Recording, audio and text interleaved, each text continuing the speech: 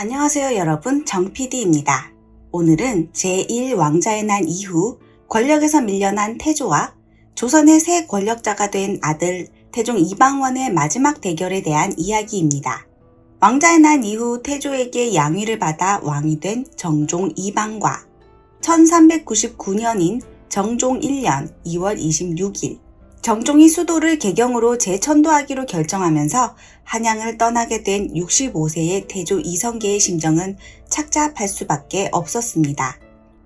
새 왕조를 개창하고 당당히 한양에 입성했건만 4년 만에 아내와 아들을 잃고 또 다른 아들 이방원에게 밀려 개경으로 돌아가게 되었으니 비참한 심정이었던 것이죠. 개경으로 가는 도중 이성계는 신덕왕후의 정릉을 지나게 되자 능에 올라 이곳 저곳을 둘러보며 눈물을 흘렸다고 합니다.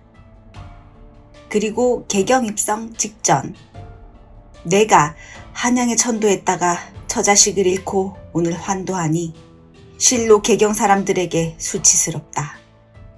내가 출입하는 것은 반드시 어두울 때로 해서 개경 사람들이 나를 보지 못하게 하라 는 명을 내립니다.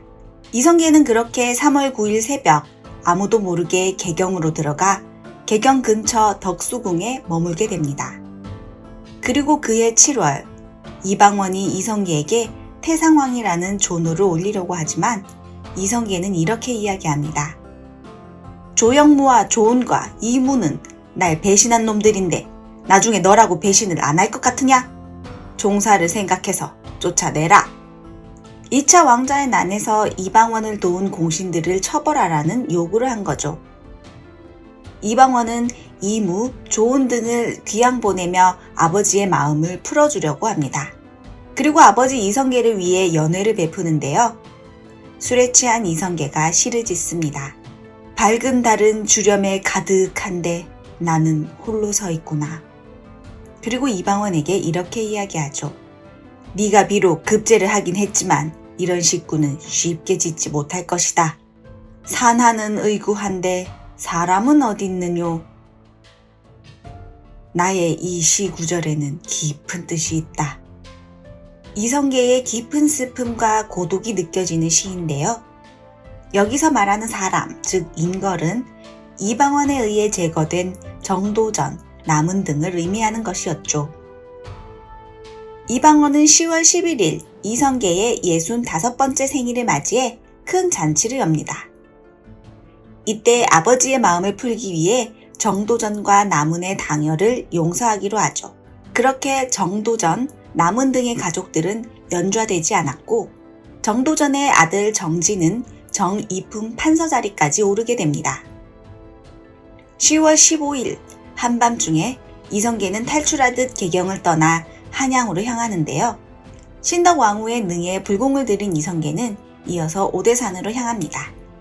그곳에 머물던 중 11월 11일 개경에서는 정종이 양위를 해 이방원이 조선의 임금 태종이 됩니다. 이 소식을 들은 이성계는 양위하라고도 할 수 없고 양위하지 말라고도 할 수 없다. 이미 양위했으니 다시 무슨 말을 하겠는가? 라며 체념하는 말을 합니다. 이방원이 왕위에 오른 후 이성계는 개경이 더 싫어졌고 아들 이방원에 대한 미움도 더욱더 커졌죠. 1401년인 태종 1년 한양의 정릉에 행차하던 이성계. 갑자기 길을 돌려 금강산을 거쳐 안변, 함흥으로 가버립니다. 안변은 이성계의 처가가 있는 곳이며 함흥은 자신의 고향이고 자신이 세력을 다진 곳이니 그곳에서 옛 영광을 되새겨보고자 한 것인지 안변과 함흥에 궁궐을 새로 짓기로 합니다. 이성계가 안변, 함흥에 오래 머물자 한양에서는 긴장감이 감돌게 되는데요.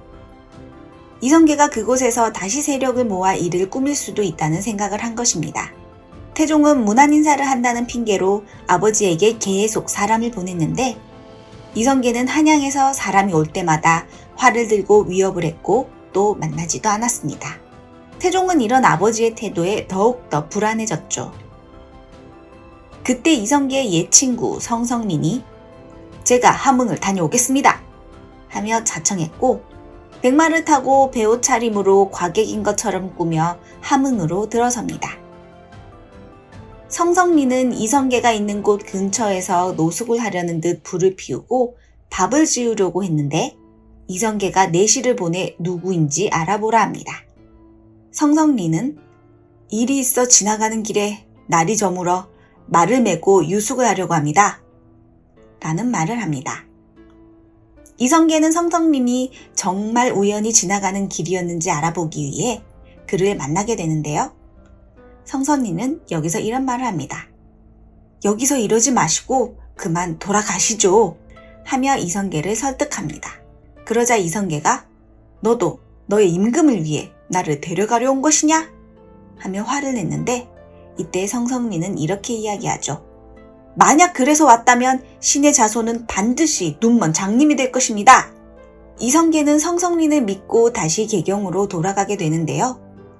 그런데 성성린의 자손들이 정말 눈이 멀었기 때문에 이런 야사가 만들어진 것이 아닌가 싶습니다. 성성린의 두 아들 성지도, 성발도가 눈이 멀었고 성성린의 손자, 즉 성지도의 아들 성귀수, 그리고 성귀수의 아들이 장님으로 태어났다고 합니다. 개경으로 돌아온 이성계는 자신의 이 복잡한 심경을 불당을 짓고 부처에게 기도를 하며 달래보려고 했습니다. 하지만 아들에 대한 배신감, 권력을 잃은 허망함을 극복하기란 그리 쉽지 않았죠. 다시 개경을 떠나 소요산으로 떠나는 이성계, 그리고 그곳에 별전을 짓고 머물게 됩니다. 이때 태종이 직접 찾아와 개경으로 돌아갈 것을 권했지만 이성계는 이렇게 대답합니다. 내가 부처를 좋아하는 것은 다른 것이 아니라 다만 죽은 아들과 사이를 위해 기도하기 위해 있는 것이다. 나는 이미 서방 정토에 있다. 라고 말하며 움직이지 않았습니다. 그렇게 소요산에 7개월을 머문 이성계는 1402년인 태종 2년 6월 9일 다시 무학대사가 있는 화엄사로 향합니다. 속세를 벗어나 출가를 할 마음이었지만 이마저도 복잡한 속내를 정리하지 못하고 4개월 만에 떠나게 되죠. 아무리 마음을 다잡아도 아들 이방원에 대한 미움과 원망을 정리할 수 없었던 것입니다. 그래서 10월 27일 태조는 금강산을 유람하고 돌아오는 명나라 칙사 온전을 마중한다는 핑계로 화엄사를 떠났는데 일단 징파나루에서 온전에게 잔치를 베풉니다. 태종도 이때 기생과 풍악을 보내고 또 종친과 별시위를 보내어 호종하도록 하죠. 아버지의 태도가 좀 이상하다는 생각을 해 병력을 딸려보내 감시를 한 것인데요. 태종의 이 예감은 맞았습니다. 태조 이성계가 갑자기 동북면으로 향하게 된 것이죠. 이때 이성계는 태종이 보낸 별시위까지 협박해 동북면으로 데리고 갑니다. 병사들은 태성왕께서 칙사를 마중한다고 하여 호의를 하러 온 것이지 먼 지방까지 가는 것은 알지 못했습니다. 하물며 자량의 준비가 넉넉지 못하니 멀리 대가를 따르기가 실로 어렵습니다. 하며 거부를 했죠. 하지만 이성계는 너희들은 모두 내가 키운 군사들인데 나를 배반하는 것이냐? 하며 눈물까지 흘렸기 때문에 병사들도 어쩔 수 없이 동북면으로 향하게 된 것입니다. 내가 즉위한 이래 조종의 능, 선조의 묘에 한 번도 참배를 하지 못했다. 지금 다행히 한가한 몸이 되었으니 동북면에 가서 선조의 능에 참배를 하고 금강산도 유람한 뒤에 서울에 돌아가면 잠시도 문을 나서지 않겠다. 선조의 묘에 참배를 하고 오면 다시는 밖으로 나가지 않겠다는 약속을 한 것이죠. 이렇게 이성계가 동북면으로 향하자 태종은 아버지가 어느 방향으로 행차하는지 알고자 사람을 계속 보내 태조의 행적을 파악합니다. 그렇게 이성계가 동북면을 향하고 있을 때 동북면 안변에서 심상치 않은 움직임이 일고 있었습니다. 11월 5일 안변부사 조사의, 영흥판관 김권 등 동북면 실력자들이 군대를 일으키게 된 것이죠.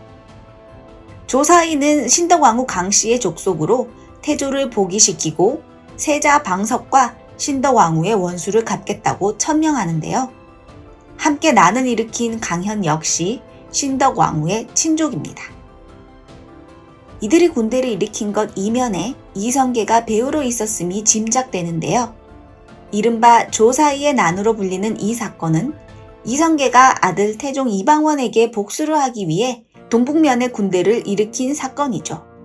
이성계가 동북면으로 향한 것은 자신의 지지 세력들이 많이 있는 고향으로 가서 권력을 확보하고 아들 이방원과 대결을 해보려는 심산이었고, 결국 이성계를 등에 업은 반란 세력이 생겨난 것입니다. 태종은 이성계를 설득하기 위해 수많은 사람들을 함흥으로 보냅니다. 그런데 함흥으로 간 차사들은 소식도 없고 돌아오지도 않았습니다. 모두 죽임을 당해 함흥차사라는 고사성어가 생겨났다는 것인데요. 실제 역사 기록에는 함흥으로 보낸 차사 중에 희생된 것은 박순과 송류 둘뿐이었고, 이들도 이성계가 죽인 것이 아니라 조사이가 이끄는 반란군의 죽임을 당했다고 합니다. 태종은 즉시 군대를 파견하여 난을 진압하고자 하는데요. 이성계와 태종의 군대는 동북면 지역에서 치열한 전투를 펼치게 됩니다.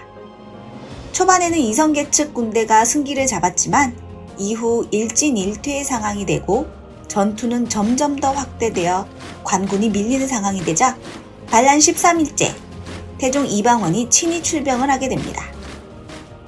그런데 반란군은 어이없게도 뜬 소문 한 번에 허물어지고 말죠.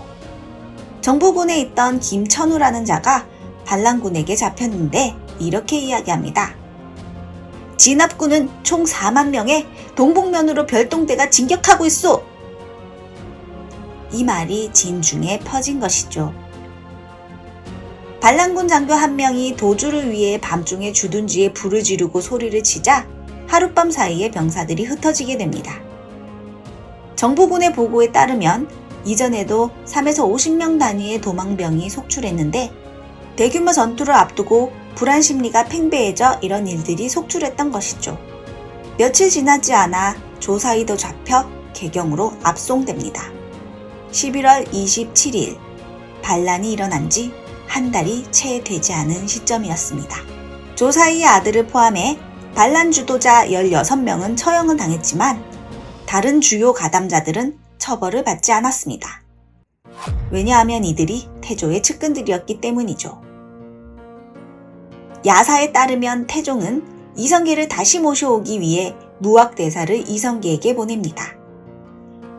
연려실기술 제1권 태조조 고사본말에 따르면 이성계는 무학도사를 만나자 씁쓸하게 말합니다. 당신도 나를 달래려고 왔군요. 이런 빈정대는 듯한 인사를 들은 무학대사는 어찌 그리도 제 마음을 모르십니까? 빈도가 전하와 함께 알고 지낸 지가 수십 년입니다. 오늘은 특별히 전하를 위로하러 왔을 뿐입니다. 라며 이성계를 안심시킵니다. 그 뒤 무학대사는 10일이 넘게 머물면서 이방원의 흉을 계속 보는데요. 그러다가 이런 말을 하죠. 방원은 진실로 죄가 있습니다. 다만 이 사람마저 없애버린다면 전하가 평생 이룬 대업을 장차 누구에게 맡기려 하시는 겁니까?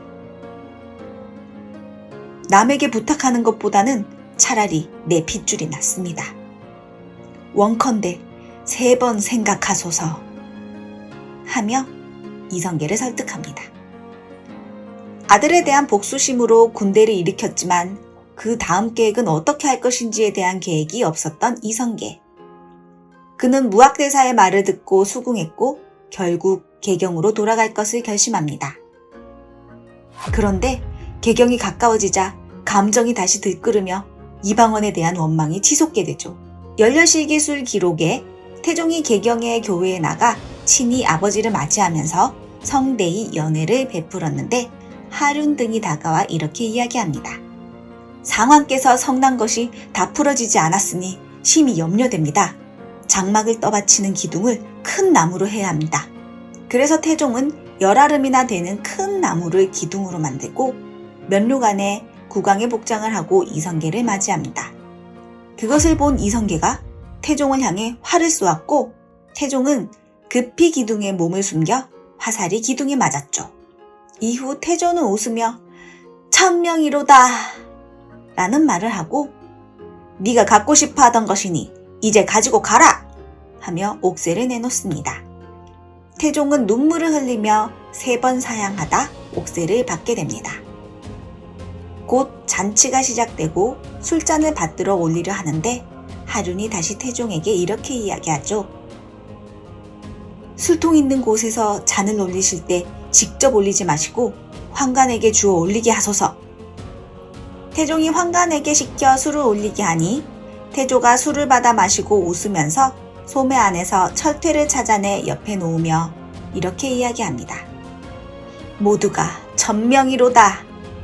열려실기술은 야사가 많이 기록되어 있는 사서이기 때문에 이 일화는 실제 일어난 일이 아닐 수도 있습니다. 하지만 이성계가 여전히 이방원에 대한 원망을 하고 있었기 때문에 이런 기록이 남은 것이 아닐까요? 이후 이성계는 더 이상 아들 이방원과 맞서지 않고 절이나 온천을 유람하며 여생을 보내게 됩니다. 태종 6년 1406년 4월 4일 연해중 태조는 이렇게 이야기합니다. 내가 젊었을 때 어찌 오늘날이 있을 줄 알았으랴. 다만 오래 살기를 원하였더니 이제 70이 지났는데도 아직 죽지 않는구나. 힘이 다 빠진 늙은 호랑이의 모습으로 남은 자신에 대한 회한이 서린 말이 아닐까 생각이 듭니다. 태조 이성계는 태종 8년인 1408년 5월 24일에 73세의 나이로 사망을 하게 됩니다. 풍질, 즉 뇌졸중에 걸려 앓다가 결국 아들 이방원 곁에서 눈을 감게 된 거죠. 태조는 신덕왕후 강씨를 그리워하며 신덕왕후의 묘가 있는 정릉에 합장되기를 원했지만 생전 신덕왕후와 사이가 나빴던 태종은 차마 그 말을 따를 수 없어 새로운 묘자리를 알아보게 됩니다. 그리고 경기도 구리시 동구릉에 있는 건원릉에 태조를 모시게 되었다고 하네요. 그런데 야사에 따르면 태조는 자신의 고향인 함흥에 묻히길 원했다고 합니다. 하지만 함흥은 너무 먼 곳에 있었기 때문에 태종은 건원릉을 만드는데 함흥 지역의 흙과 억새를 가져오게 되었고 봉분에는 억새를 심게 되었다고 합니다. 태조는 죽어서 먼저 간 왕후와 자식들을 잘 만났을까요? 오늘의 이야기는 여기까지입니다. 여러분, 좋아요, 구독, 알림 설정 잊지 마시고요. 지금까지 수다몽더 퀴즈 스토리의 정PD였습니다. 감사합니다.